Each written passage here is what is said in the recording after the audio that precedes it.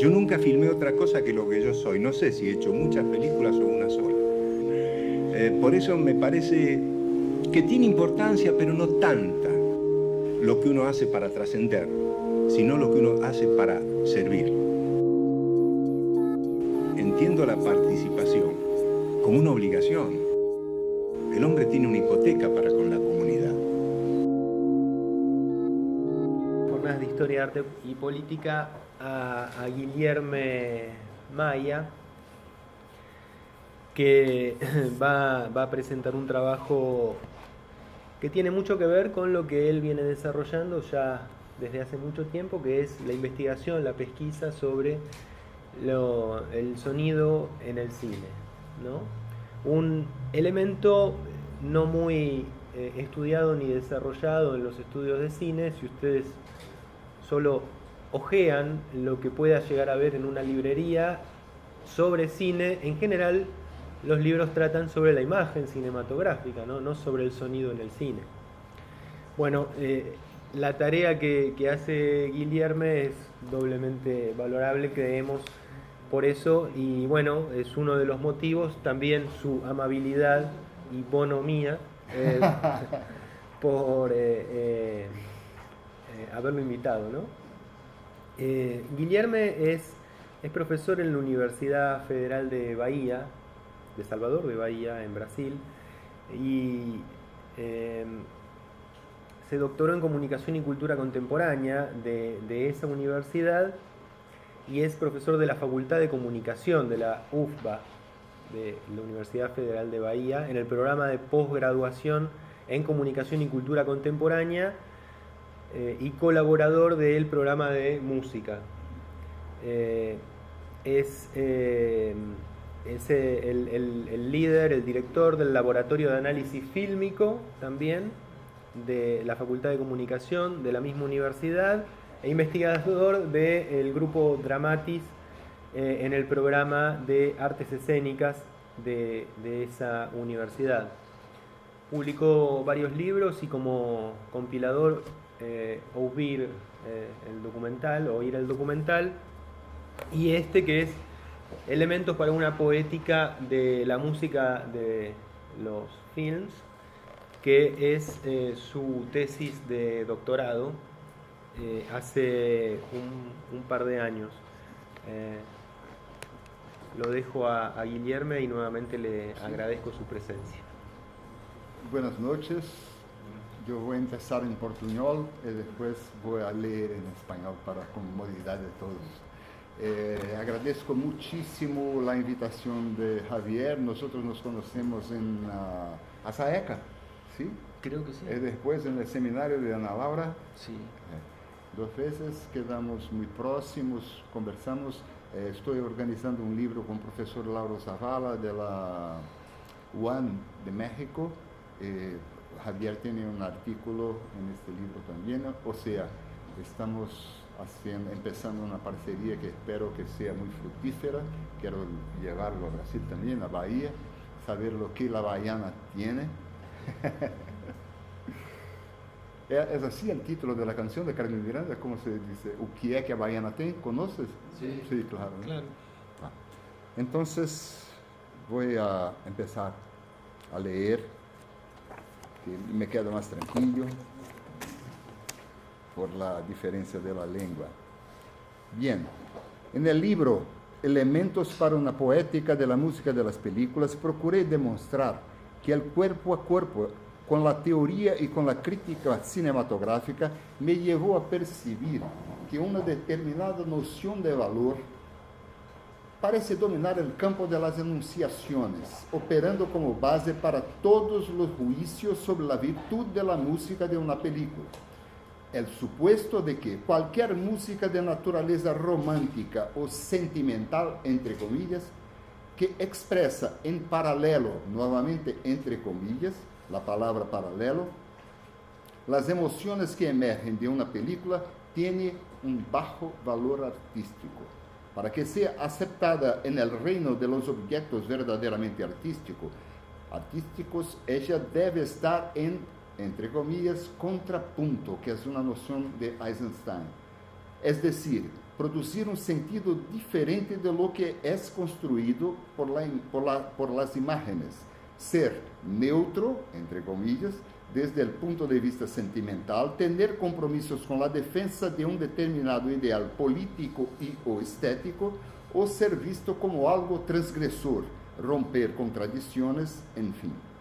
En mi corazoncito de músico, ese modo de juzgar la música de las películas siempre ha provocado una incomodidad, una especie de disonancia cognitiva, una impresión de que algo estaba mal con ese sistema de atribución de valor. Es responsable en gran medida por la formulación de indagaciones que motivaron la escritura de la tesis que generó el libro. Ahora bien, a juzgar por ese paradigma, el paralelismo sentimental y el carácter rigurosamente clásico de la música de El Padrino condenarían al fracaso artístico toda la música de la película. Además, la práctica me llevó a observar que en todas las veces en las que estuve involucrado en el proceso de creación de música para obras audiovisuales, experimenté yo mismo sentimientos.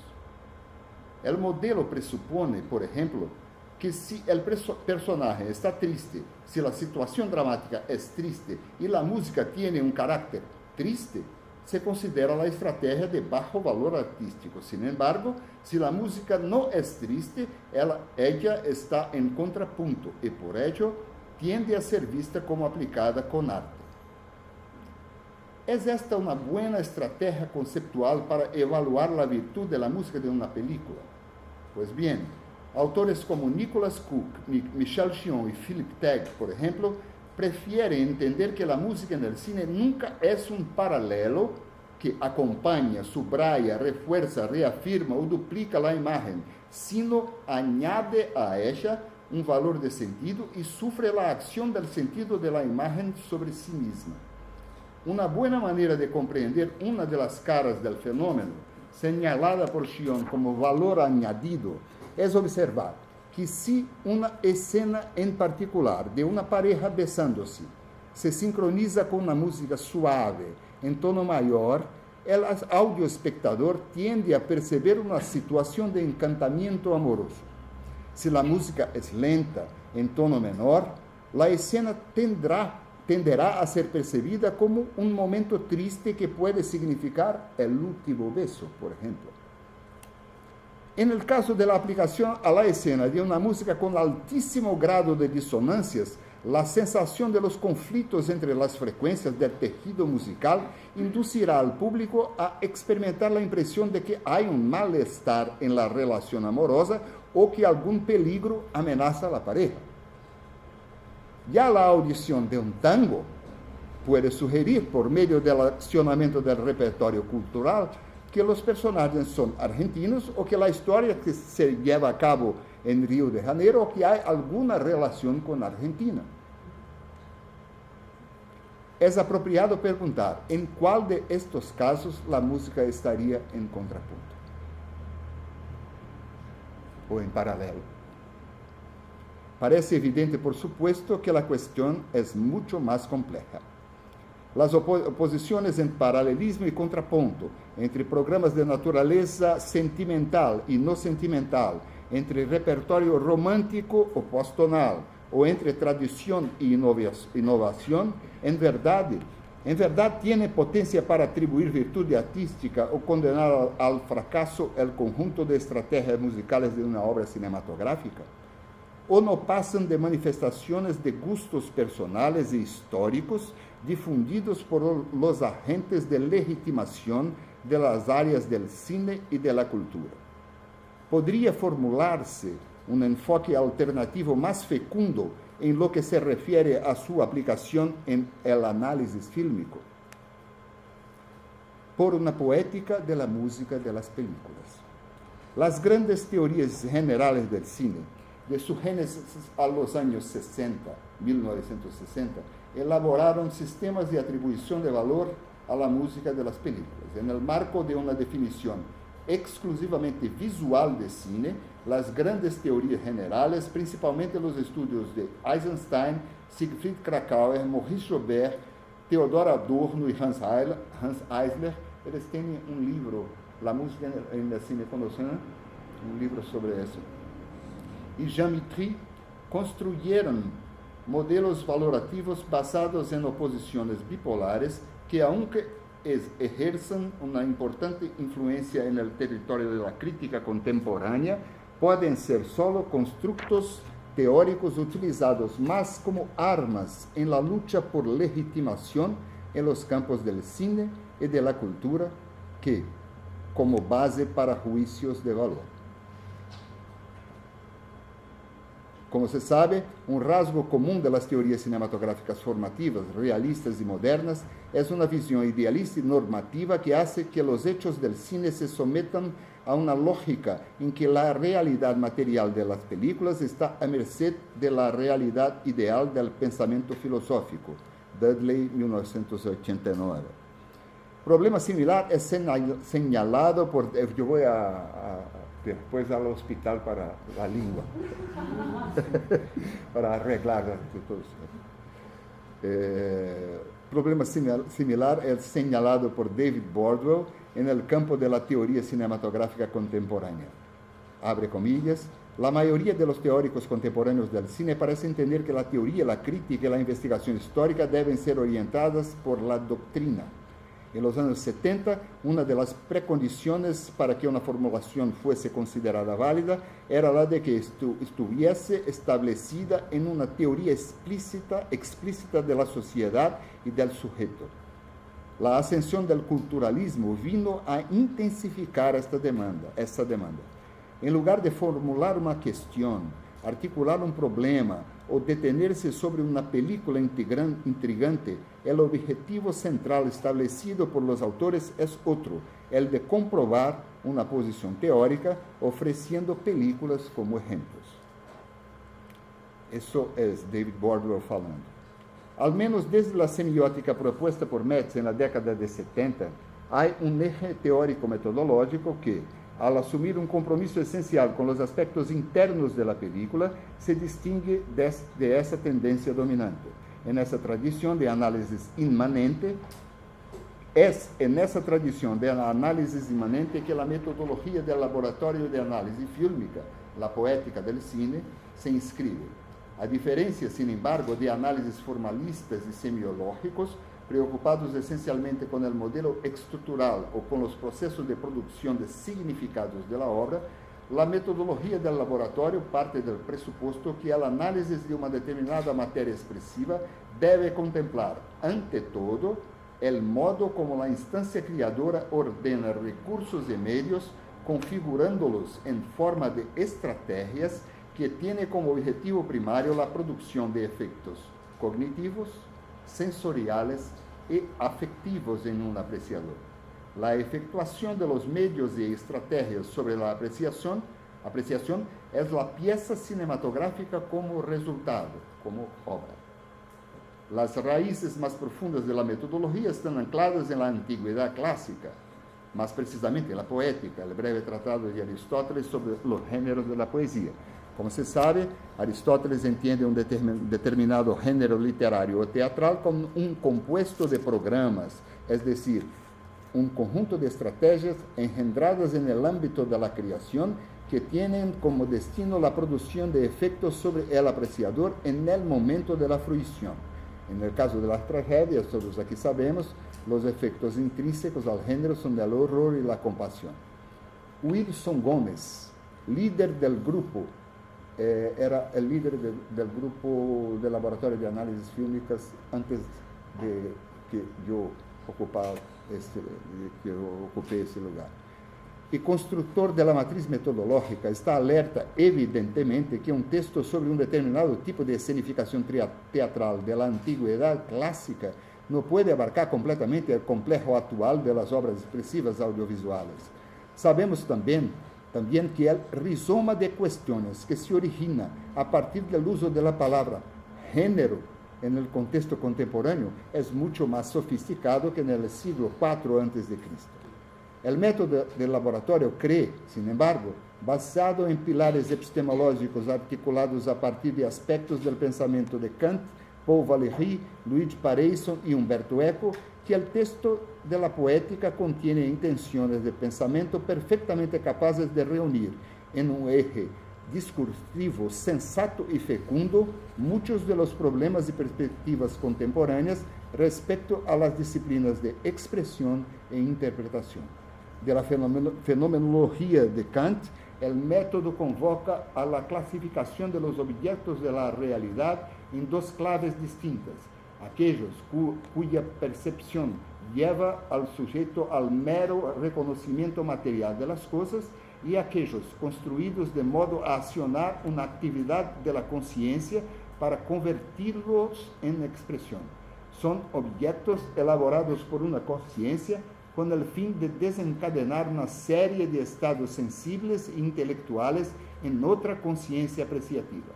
Películas, libros, escenificaciones teatrales, pintura, música son objetos de esa naturaleza.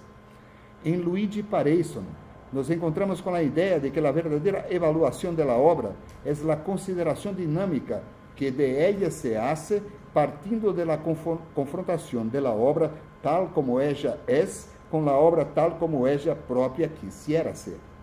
Una tragedia quiere ser una tragedia y como tal debe ser analizada, no como alguna otra cosa que el analista quiere que sea. En Paul Valéry, revela-se la creencia de que la estética como disciplina no debe partir de una prescripción de normas y reglas formuladas a partir de un concepto de perfección filosóficamente construido, a lo cual debe conformarse una obra expresiva singular. De Umberto Eco, el método convoca el concepto de lector modelo. Eco sugiere que cada texto u obra presupone un modo de lectura.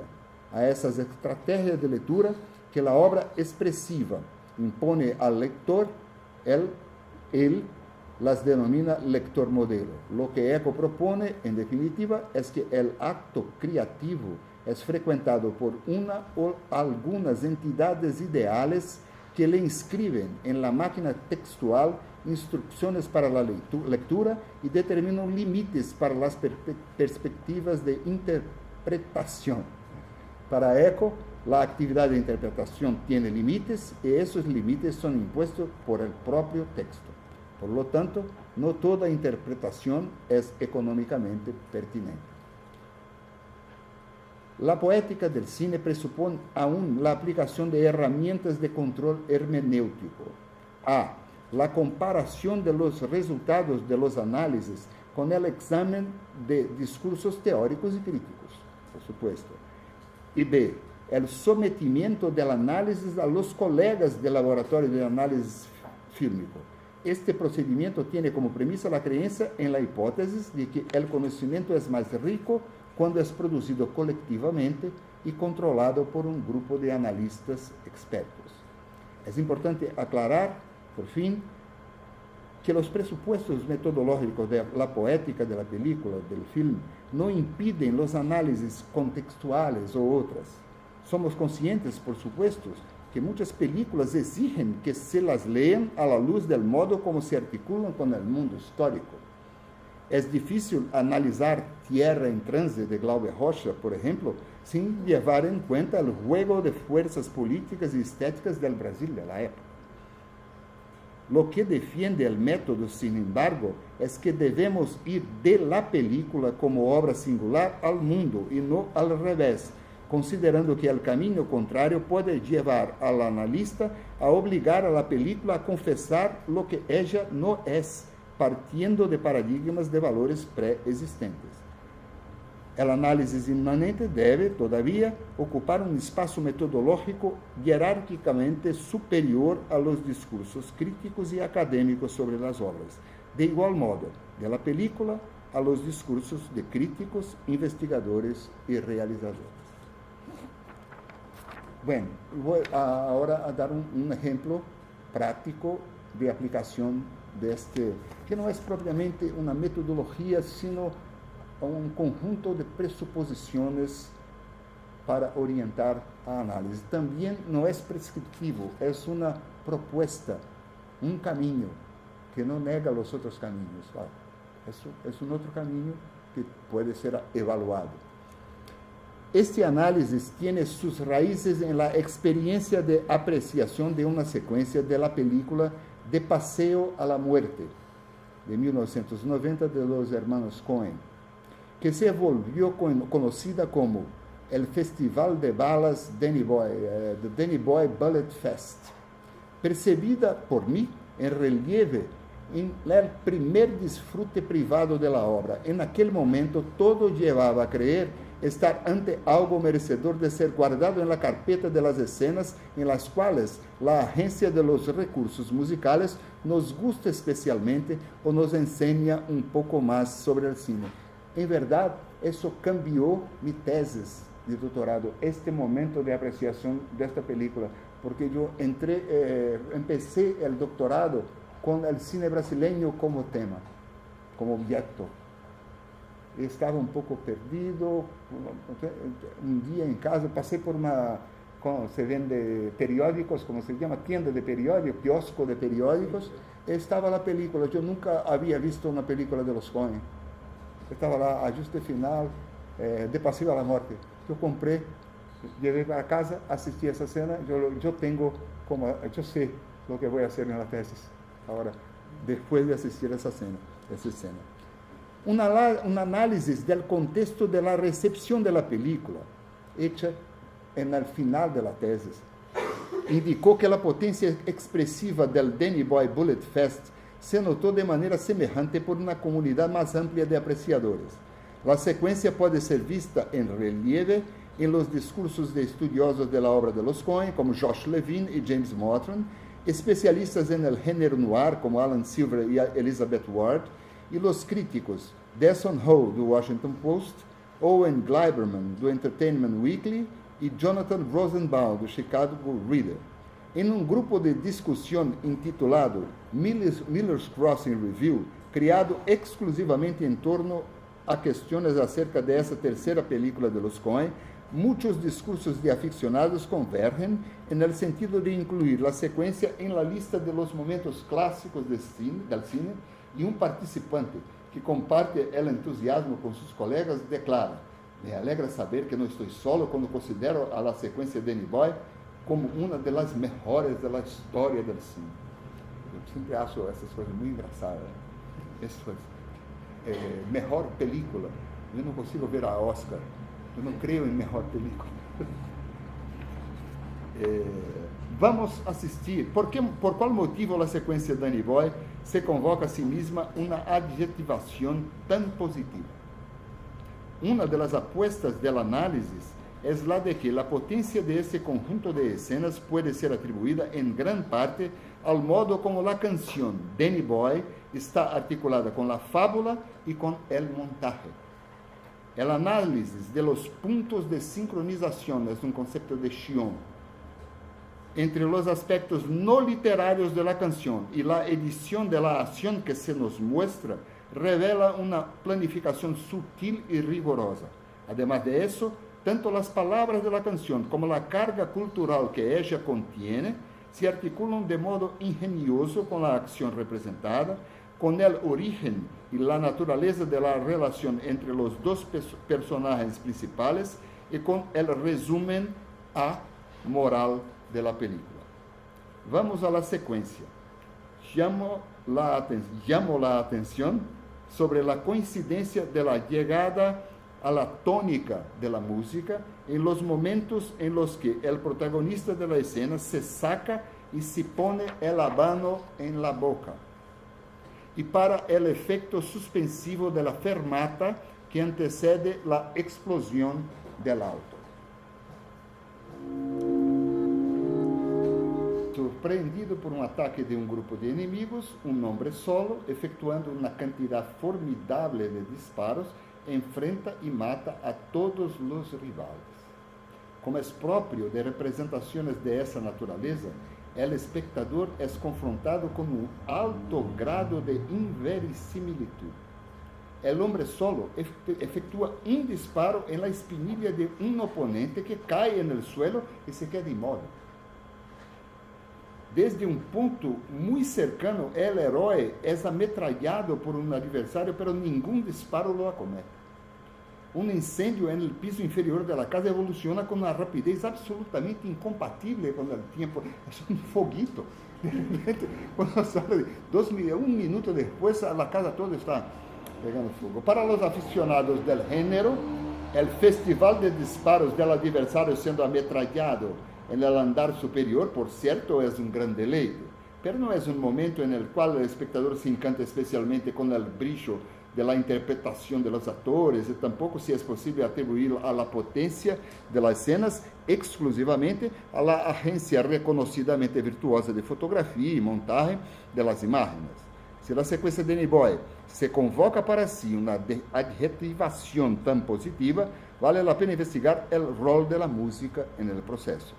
En una primera lectura, el encanto del programa musical en cuestión podría ser comprendido como tributario de la noción eisensteiniana de contrapunto, ya que hay aquí una acción de extrema violencia yuxtapuesta a una música con fuertes tintas sentimentales o románticas, o quizás de un pathos derivado de lo que Michel Chion denomina de relación anempatética entre la música y la escenificación, casos en los cuales la música se mantiene indiferente respecto a los acontecimientos de la historia puesta en escena.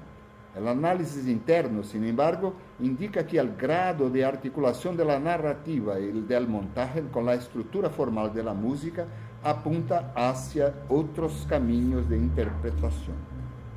Para hacer eso yo hice un estudio. ¿Por qué no está aquí, hijo? Una decoupagem de los tiempos. No voy a perder mucho tiempo con eso, solo para ver cómo fue organizada la cosa, la métrica de la música, la escena, las escenas, todo lo que está aconteciendo en la música, lo que está aconteciendo en la escena. Y después eso fue transformado en texto. Una evidencia que emerge con claridad es la percepción de un sistema formal organizado en secciones proporcionales y simétricas en el cual las duraciones de las frases del drama cinematográfico coinciden de manera precisa con las de la segmentación de la música en sus unidades fraseológicas. Hay un segundo cuadro acá, un poco más detallado. En unidades menores, aquí unidades mayores, más amplias. Hay aquí una suerte de danza narrativa y visual con el fin de deleitar el aparato sensorial del espectador con el placer que el hombre experimenta cuando contempla formas equilibradas, simétricas, proporcionales. Hay todavía otro programa sensorial importante. La canción en cuestión tiene como una de sus más llamativas constantes melódicas el hecho de que todas las frases inician con un gesto ascendiente de 4 corcheas. Respecto al aspecto rítmico, estas notas están dispuestas en anacruce, es decir, con un sentido de impulso hacia el primer tiempo fuerte de un compás. Parán, pam, pam, pam, pam, siempre así. Hay aquí, por lo tanto, un doble vector de señal positiva, el impulso rítmico hacia el tiempo fuerte y el movimiento ascendente del número de vibraciones por segundo. A cada vez que yo voy arriba en la escala musical, yo estoy aumentando el número de vibraciones por segundo de la nota musical, ¿no? Esto significa que sobre cada comienzo de segmento del tejido narrativo incide una doble señal de fuerza dirigida hacia el aparato auditivo.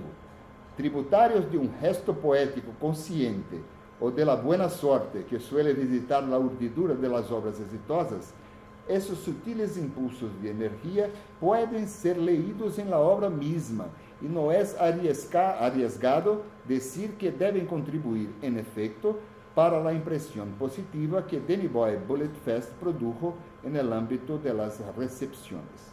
Efectos de naturaleza semejante pueden ser vistos en otros momentos. Las frases de las secciones B de la canción son enunciadas en la octava superior. Yo estoy en un registro de una octava, cuando va para el B de la canción se pasa para el registro superior, octava superior, y con una dinámica más fuerte en relación a la sección A, con más volumen. Un salto para la octava superior asociado a la acción de un vector positivo en la dinámica impresiona la apreciación con un sentido de aumento de energía. En la primera sección de la secuencia, el cambio de octava coincide al mismo tiempo con la primera vez que aparece Leo al espectador, con el momento en que la música deja de ser percibida como música de postproducción y se ancla en el mundo escenificado, y con el ascenso de la historia para el piso superior de la casa. En la segunda mitad de la secuencia, el cambio aparece en conjunción con el comienzo del enfrentamiento final en los jardines de la residencia. Hay aquí, por lo tanto, movimientos hacia valores más altos de frecuencia y amplitud, volumen, que coincide con nuestra visión de Leo, sin ciencia del peligro que le amenaza, y con el comienzo de su trayecto firme y sin miedo hacia la victoria.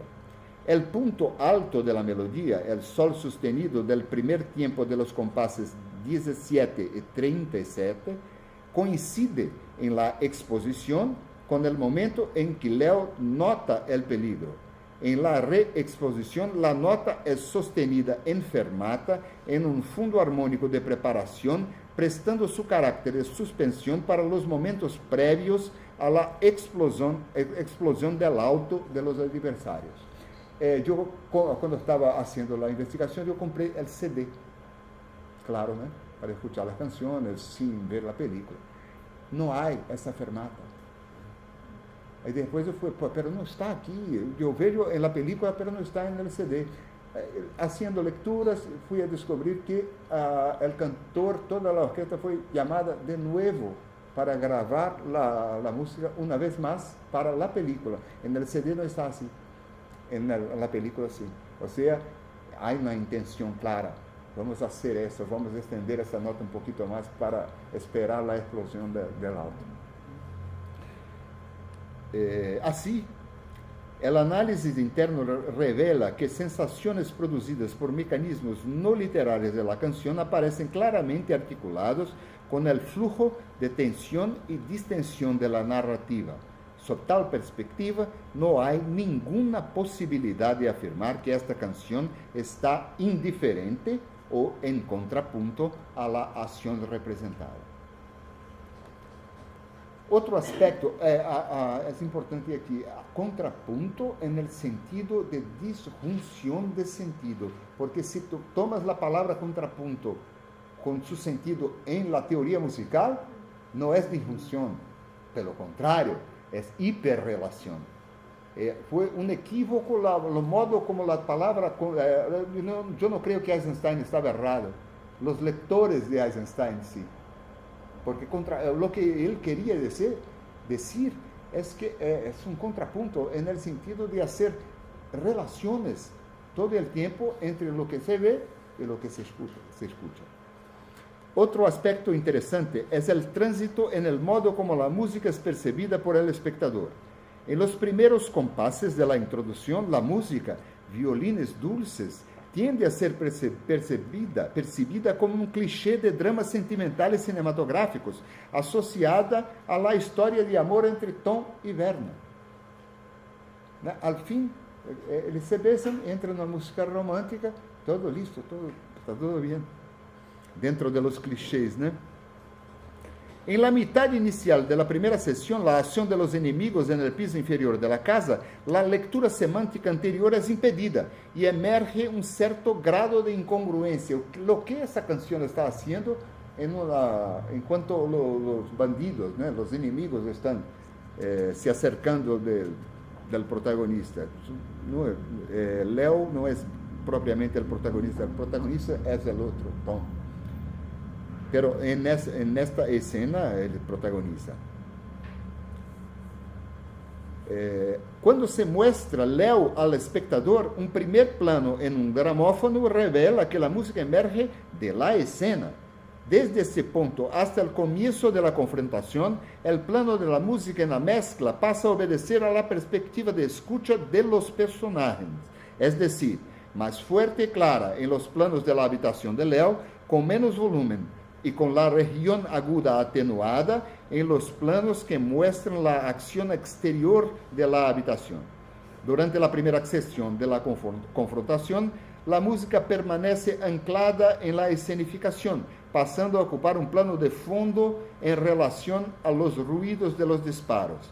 En la última sesión de la secuencia, confrontación en los jardines de la mansión, vuelve a ser notada como recurso de postproducción, pues el volumen es incompatible con la perspectiva de escucha de Leo, y el incendio ya tomó toda la casa, el gramófono también.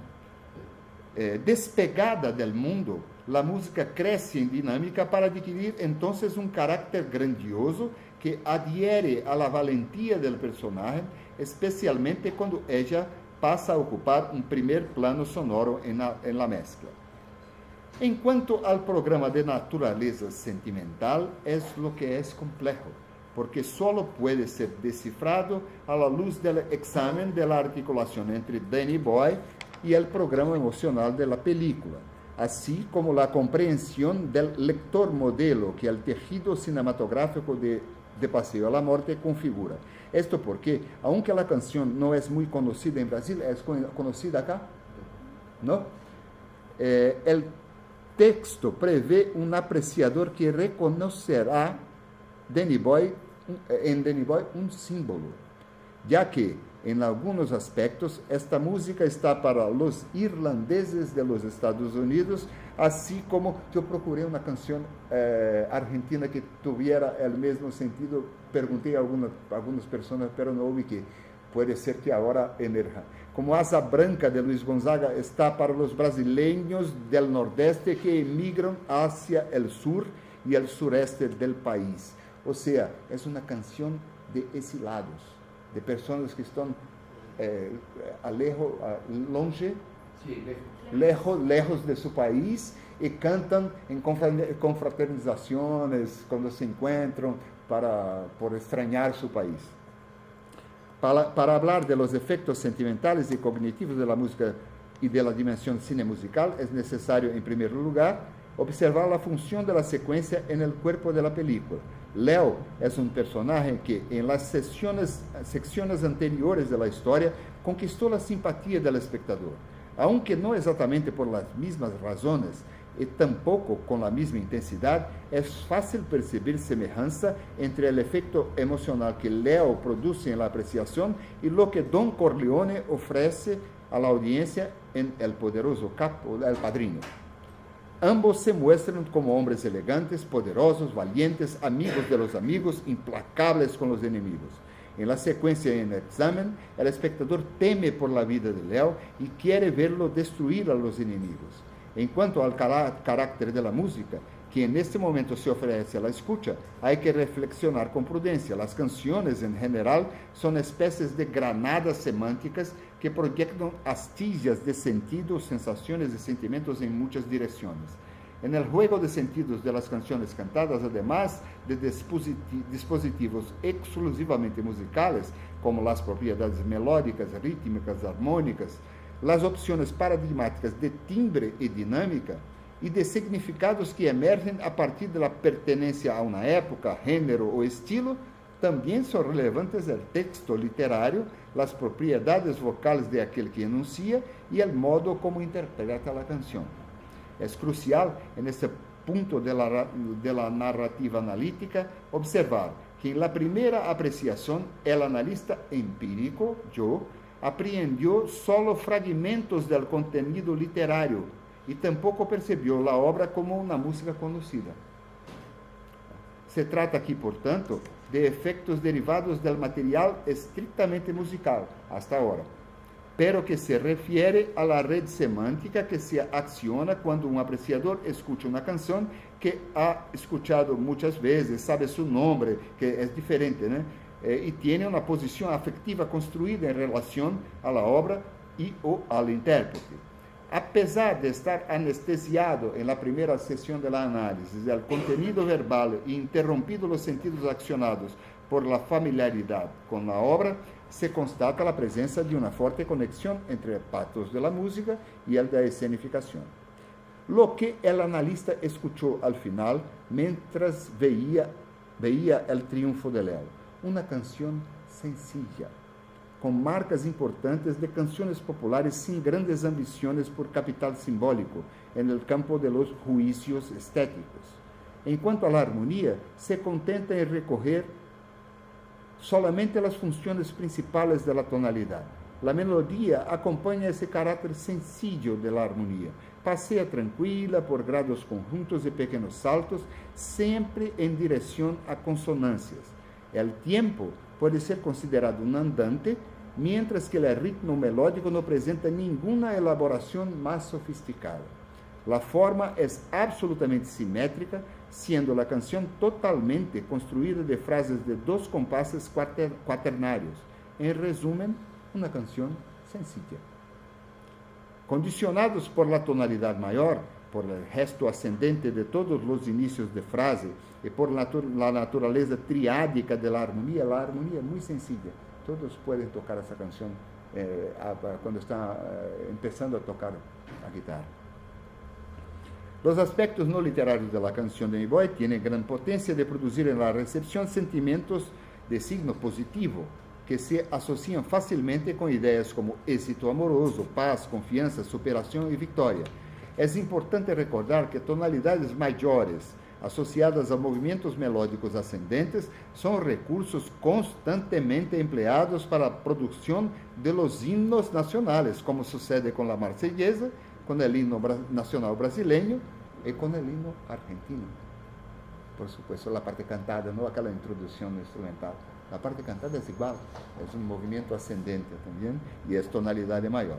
Por otro lado, en gran parte debido a propiedades de la interpretación vocal, también son perceptibles contenidos de melancolía y de dolores del espíritu.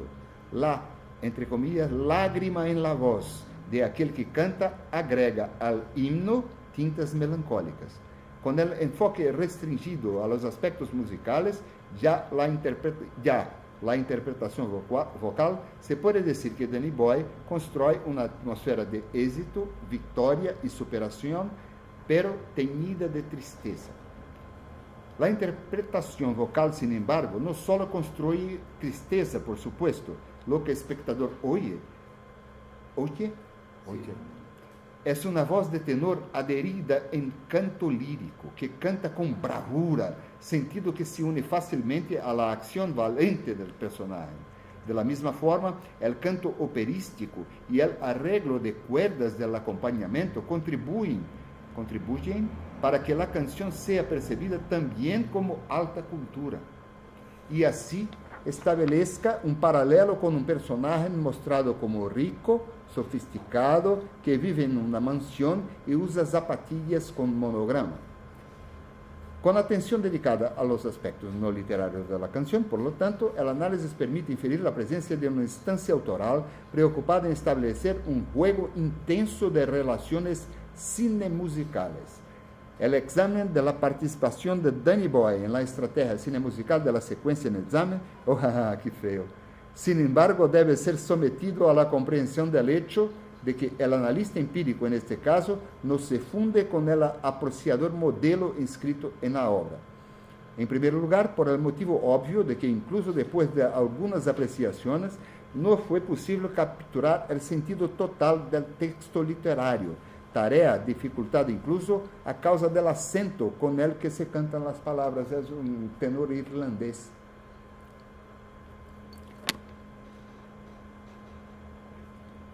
¿Ustedes entendieron la canción? La letra, las palabras de la canción? Todos hablan inglés aquí, ¿no? pero no es fácil, porque es un inglés de Irlanda con un acento distinto, y la cosa de música, canción lírica, ¿no? No de cantar. Además, Danny Boy opera en la película como un programa cognitivo que manipula la potencia simbólica de esta canción específica en la cultura norteamericana. Como se verá a continuación, todas las operaciones de la música en la película, aunque pasibles de inferencia a partir del análisis de los aspectos musicales, pueden ser subproductos de una elección orientada antes por el contenido literario y principalmente por el valor simbólico de Danny Boy. Deja poner aquí la traducción.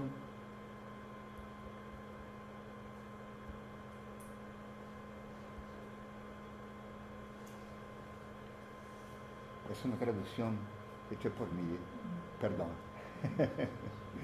Los foros están llamando de valle en valle por laderas abajo. La verdad es montaña, ¿no? El verano terminó y todas las rosas están cayendo. Usted necesita ir y tengo que esperar. Pero vuelva cuando el verano llegue a la campina o cuando el valle esté silenciado con la nieve blanca. Yo estaré aquí a la luz del sol o en las sombras. Danny Boy, te amo tanto. Pero si usted vuelve y todas las flores están muriendo, si estoy muerto, como es muy probable que esté, usted vendrá y encontrará mi yacimiento. Se arrodillará y rezará una Ave María para mí. Y yo oyó, aunque bajito, sus pasos sobre mí, y mi tumba se volverá más caliente y más dulce. Pero usted se curvará y dirá que me ama, y dormiré en paz hasta que vuelva a mí. Debe ser, me encontrarás yaciendo. Yacenda, sí. No yacimiento. El yacimiento es un sustantivo. Sí, sí. Y ahí debe ser, por lo que escuché en la música, y me encontrarás sepultado. Yacente. Sí, yacente, ok. Yacente. Muchas gracias. Eso hice con prisa antes de venir. No, pero está bien, sí. Está. No había captado bien la letra. Sí, sí. Es difícil. Sí, sí. A pesar, mesmo entendiendo inglés, es difícil captar. En conjunción con la victoria de Leo, el sentido irónico que el último verso, y dormiré en paz hasta que vuelva a mí, en el momento en que él, yo voy a volver a dormir ahora. Adquiere es claro, pero el foco del análisis se dirige ahora a otro aspecto. Como las palabras revelan, la voz enunciativa parece ser la de un padre dirigiéndose a un hijo que está de partida. Por lo tanto, estamos muy cerca de las nociones de despedida, nostalgia y melancolía como emociones derivadas de la separación entre las personas que se aman. Además, la canción habla de amor, pero no del amor romántico. Es la representación del amor paterno, al que el poeta atribuye un carácter de un amor tan fuerte que trasciende la vida terrena.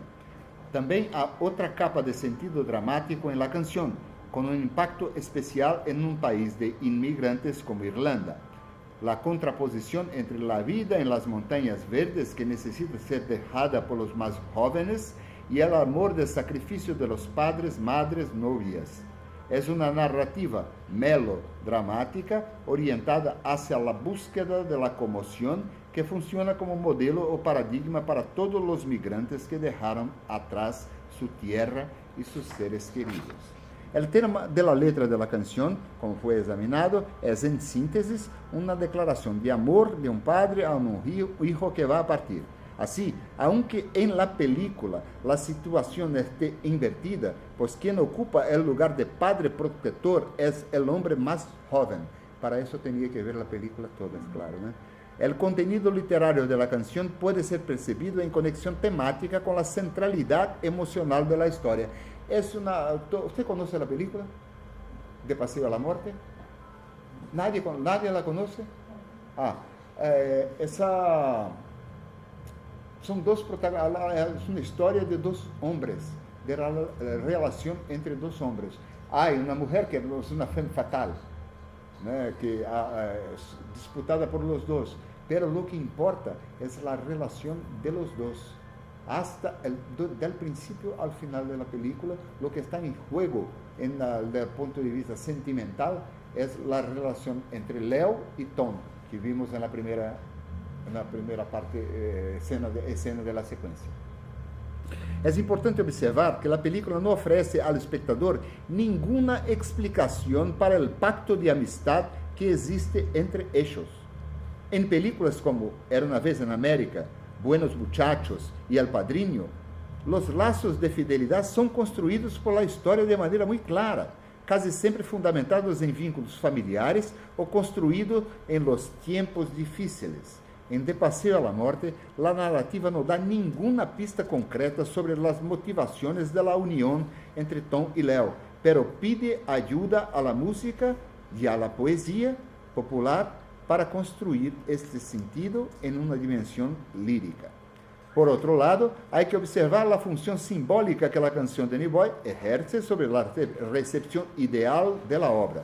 Como sucede en general con los individuos que ocupan las capas socioeconómicas más bajas de las grandes ciudades, los inmigrantes irlandeses eran las principales víctimas de prejuicios y de términos despectivos.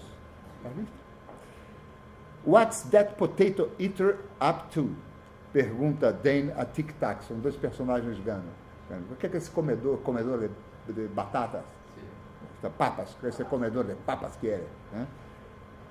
Desconfiando de las intenciones de Tom. Danny Boy, título de la canción empleada en la secuencia, es uno de esos términos. Como puede ser comprobado, como vemos la expresión ser aplicada a personajes de las películas Buenos Muchachos, El Delator de John Ford y La Dama de Shanghái de Orson Welles. Hey, Danny Boy, los irlandeses son llamados de Danny Boy de una manera depreciativa.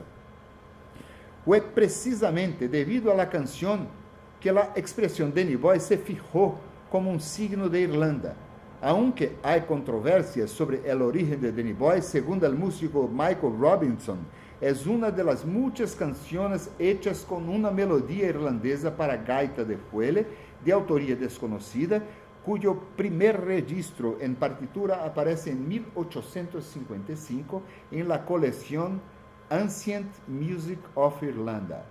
Con la letra escrita por Frederick Edward Waterley, un abogado inglés, la canción se hizo muy popular en los Estados Unidos en las primeras décadas del siglo XX y ya fue grabada por cantantes como Bing Crosby, Elvis Presley, Sinéad O'Connor y Eric Clapton. ¿Cómo no conocen la canción? Yo no conocía tampoco. Entre muchos otros. Hace parte del repertorio obligatorio de las conmemoraciones de St. Patrick's Day, día de fiesta que rinde homenaje al santo patrono de los irlandeses católicos, y suele constar de curiosas recopilaciones tituladas Irish Drinking Songs. Canción de borracho, canción para beber y cantar, Danny Boy. La voz que se ofrece a la apreciación es la del tenor Frank Patterson, conocido como el tenor de oro de Irlanda. Patterson, que hizo presentaciones para presidentes y llegó a protagonizar películas de Hollywood, puede ser considerado el cantante lírico irlandés más conocido y respetado de la segunda mitad del siglo XX. Así, Danny Boy, confirmando la constante presencia del sentido del humor agudo y peculiar que impregna toda la película, no solo esta película, como toda la obra de los Coen, actúa como una especie de música de taberna vestida a rigor, en articulación bien humorada, una especie de curiosa ironía con polaridad invertida, con el deseo de construir una Irlanda mítica en conexión con la bravura de un padre, un papá irlandés. Bien, a juzgar por su aplicación en el análisis de esta escena, el método presupuesto nos parece una buena alternativa al fijar como punto de partida la dimensión inmanente. Esto, ante todo, porque la cuidadosa atención al fenómeno y a las instrucciones de lectura contenidas en la obra impone severos obstáculos a discursos que construyen falsos brillantes para vender en el campo de los bienes simbólicos.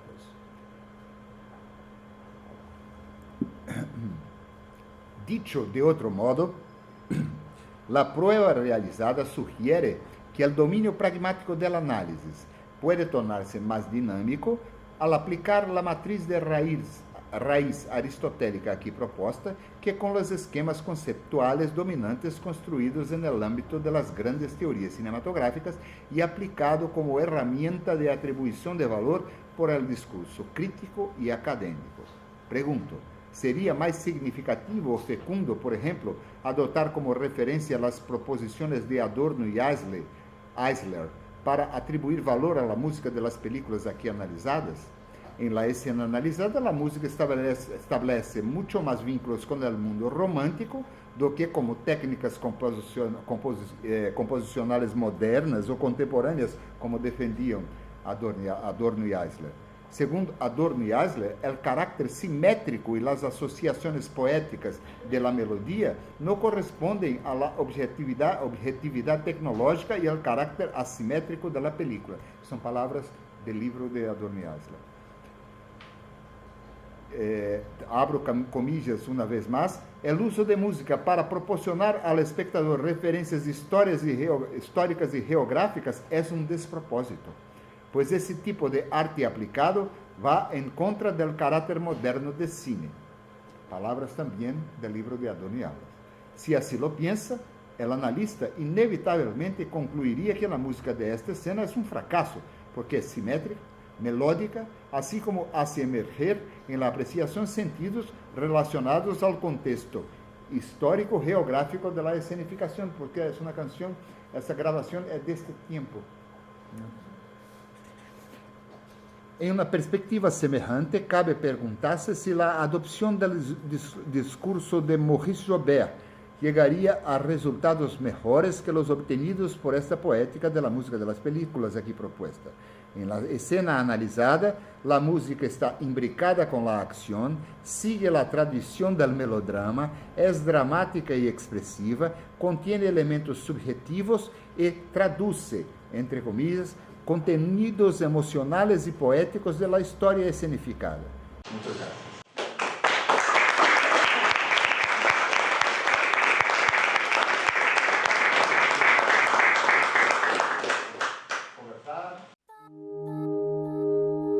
Yo nunca filmé otra cosa que lo que yo soy. No sé si he hecho muchas películas o una sola. Por eso me parece que tiene importancia, pero no tanta, lo que uno hace para trascender, sino lo que uno hace para servir. Entiendo la participación como una obligación. El hombre tiene una hipoteca para con la comunidad.